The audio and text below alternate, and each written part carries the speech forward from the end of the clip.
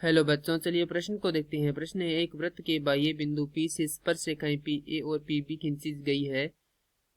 CE बिंदु D पर वृत्त की स्पर्श रेखा है जो PA और PB को क्रमशः E और C पर प्रतिच्छेद करती है। यदि AP बराबर 15 सेमी है तो त्रिभुज PEC का परिमाप ज्ञात कीजिए। तो प्रश्न को हल करने से पहले जो इसकी मुख्य अवधारणा है उस पर विचार कर लेते हैं। इस प्रश्न के लिए जो मुख्य अवधारणा है वह हो जाएगी स्पर्श रेखा, अर्थात वह रेखा जो वृत्त की परिधि को एक ही बिंदु पर स्पर्श करे तथा त्रिज्या के साथ 90 डिग्री का कोण बनाए, स्पर्श रेखा कहलाती है। अब इसके लिए एक महत्वपूर्ण पंक्ति यह है कि किसी बिंदु से वृत्त पर खींची गई दो स्पर्श रेखाओं की लंबाई बराबर होती है। अब प्रश्न को देखते हैं। प्रश्न है, वृत्त के बाह्य बिंदु P से स्पर्श रेखाएं PA और PB खींची गई हैं। तो यहाँ पर कोई बिंदु P है जिससे यह बिंदु A और B पर क्या खींची गई है, स्पर्श रेखा खींची गई है। CE बिंदु D पर वृत्त की स्पर्श रेखा है जो PA और PB को क्रमशः E और C पर प्रतिच्छेद करती है। यहाँ पर हमारे पास कोई रेखा है CE जो वृत्त को बिंदु D पर स्पर्श करती है, जहां पर हमें पूरी भुजा जो AP है स्पर्श रेखा उसका मान दिया गया 15 सेंटीमीटर।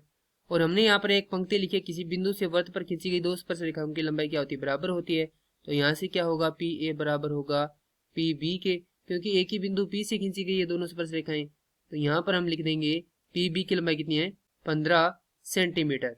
अब हमें त्रिभुज PEC का परिमाप ज्ञात करना है। तो त्रिभुज PEC में PEC का परिमाप ज्ञात करना है। तो परिमाप का सूत्र होता है त्रिभुज के तीनों भुजाओं का योग। तो PC योग CE योग PE, यह हमें क्या करना है, ज्ञात करना है। तो अब देखें, तो यहाँ पर कोई बिंदु C है, उससे क्या खींची गई है, यहाँ पर वृत्त पर दो स्पर्श रेखाएं हैं। कौन कौन सी होगी, एक तो CD है और दूसरी क्या है, CA है। तो दोनों क्या होंगी, बराबर होंगी। तो यहाँ से लिख सकते हैं CA बराबर है CD के। उसके बाद देखें तो DEB क्या हो जाएगी, बराबर हो जाएगी EB के, क्योंकि एक ही बिंदु से क्या खींची गई है, स्पर्श पर वृत्त पर दो स्पर्श रेखाएं खींची गई है। तो यहाँ से लिख सकते हैं DE बराबर है EB। ये हमने किससे लिखा है, ये हमने लिखा है, इसे पंक्ति नाम दे देते हैं A। तो यहाँ से लिख सकते हैं A से, क्योंकि हम PC को क्या लिख सकते हैं, PC को लिख सकते हैं PA घटाव CA।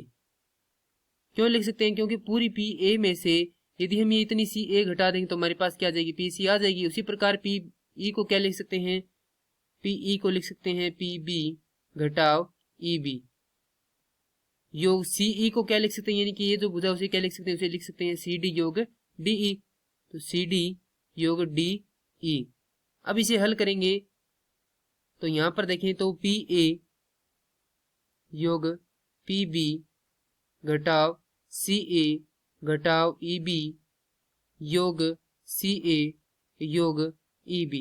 हमने ये किससे लिखा है, हमने ये लिखा है, इसे नाम देते हैं B, यानी कि ये जो हमने मान निकाला है इसे नाम देते हैं B।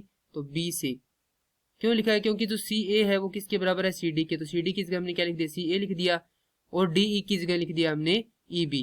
अब यहाँ से देखें तो CA से CA कट जाएगा और EB से EB कट जाएगा, तो हमारे पास आएगा PA योग PB। और उनका मान हमें पता है कितना है, इनका मान है 15 योग 15 अर्थात 30 सेंटीमीटर। ये आ गया हमारे पास किसका, त्रिभुज का परिमाप। और यही क्या करना था, हमें ज्ञात करना था। मैं आशा करता हूं कि यह प्रश्न आपको समझ में आया होगा। धन्यवाद।